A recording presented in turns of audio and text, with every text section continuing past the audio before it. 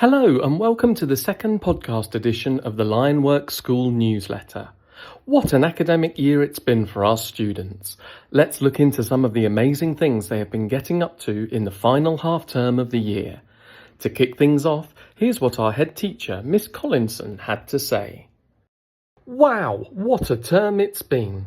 As we come to the end of another fantastic year, I just want to take a moment to say how incredibly proud we are of every single one of our students. Every achievement, every milestone, and every step forward. So much to celebrate, and it's been a privilege to see so much progress across our school community. To all of our students, families and staff, thank you for making this such a memorable year. We hope you have a wonderful, well-deserved summer break, and we can't wait to welcome everyone back for another exciting year when the new academic year begins on Monday the 7th of September.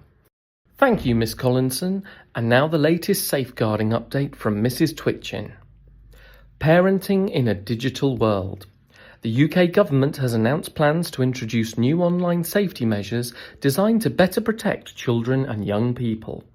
Under the proposals, children under the age of 16 would no longer be able to access certain social media platforms, including Instagram, TikTok, Snapchat, Facebook, X, and YouTube. Messaging services such as WhatsApp are not expected to be included.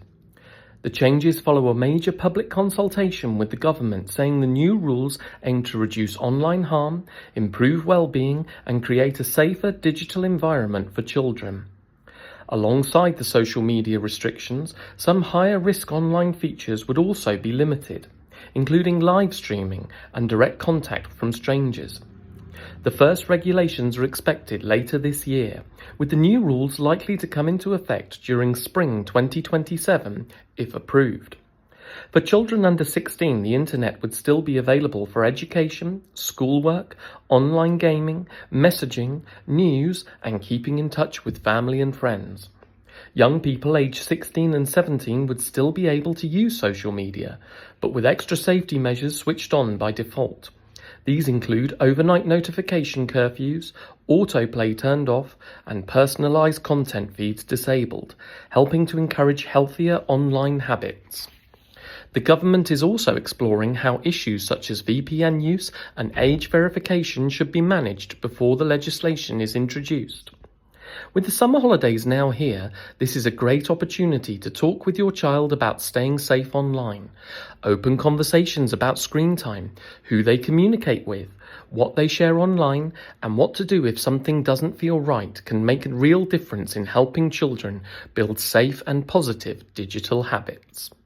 Now we hear from the year group tutors to find out what each year group has been getting up to this half term. Let's start things off with Year 7.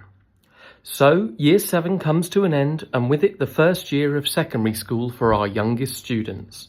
What a year they've had. New school, new curriculum, new friends, new challenges, and of course, new teachers. We are very proud to say that they all met those challenges head-on and have grown and developed in so many ways since September. They have become a close group with different characters and a wonderful blend of busyness and fun. The students are becoming more secure with their learning and have developed successful strategies to support themselves academically and personally. Very well done, Year 7. Have a wonderful summer, and I look forward to seeing and teaching you in Year 8 in September. Thank you, Mrs. Poole, and now an update from Mrs. Unwin from Year 8. This half-term, students have engaged with a wide range of learning across the curriculum. We were pleased to welcome the Escape Line charity, who delivered an important session helping students to understand how to keep themselves and others safe. In English, students have been studying poetry and exploring how writers use language to create meaning. In science, they have been learning about light, while in maths they have been developing their understanding of data, including mean, median, and mode. In humanities, students have been studying weather and climate, helping them to better understand the world around them. They have had a very successful end of the year, and I am excited to see how they return in Year 9. And now an update on Year 9. Year 9 have had some great experiences this half-term, including handling a wonderful menagerie of small animals with weekly visits from Critter Cuddles. In maths, the focus has been numeracy, standard form and problem solving. And in English, it's been further studies of the timeless Shakespearean classic, Romeo and Juliet. It has been great seeing our students take on roles and quote the bard with such enthusiasm. Well done on a good half term. And for Year 10, Mr. Allard shared the following. In this final term of the summer, Year 10 pupils have continued learning how to deepen and extend their descriptive writing in English, as well as practice and develop their sentence structuring, word choice, and writing syntax. In maths, Year 10 students have been investigating how we use indices and standard form. In science, Year 10 pupils have been looking at how life interacts, encompassing the main aspects of ecology, climate change, and human impact. For PSHE this term, Year 10 students have been discussing and learning about how people and themselves may change over time and being aware of stereotyping. This has gone alongside ARC sessions where Year 10 have now completed at least one draft of their own CVs and supporting personal statements.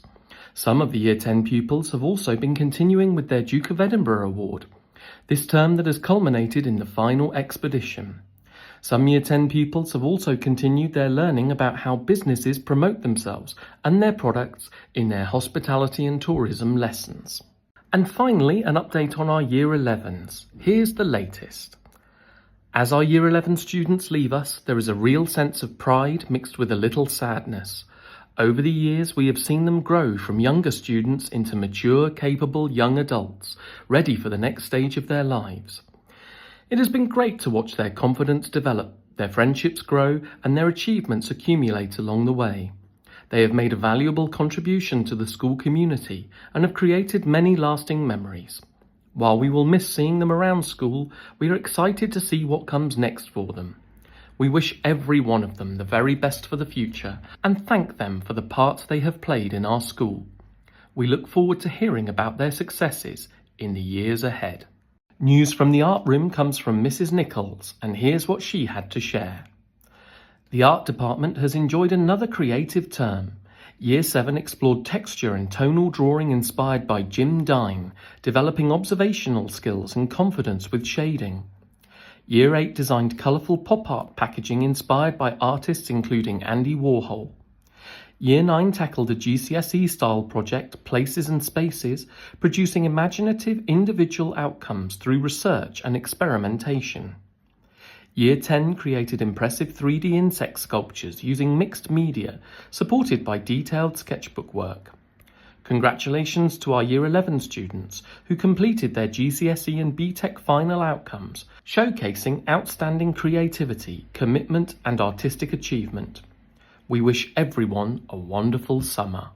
And from the world of sport now, here's what Miss Lockyer had to share about PE. PE has been fantastic this half term, with all students showing great enthusiasm and effort throughout. They have had the opportunity to develop new skills while also revisiting popular activities such as dodgeball and basketball. It has been wonderful to see students growing confidence, teamwork and resilience across a variety of sports. Even during the hot weather, students maintained a positive attitude and continued to work on their skills through adapted activities. Their commitment, participation and willingness to learn have made this a very successful and enjoyable half-term for everyone involved. And from our therapies team, here's the latest update from Miss Illich. This term, students have been enjoying a range of interactive social skills games during therapeutic interventions in the hall.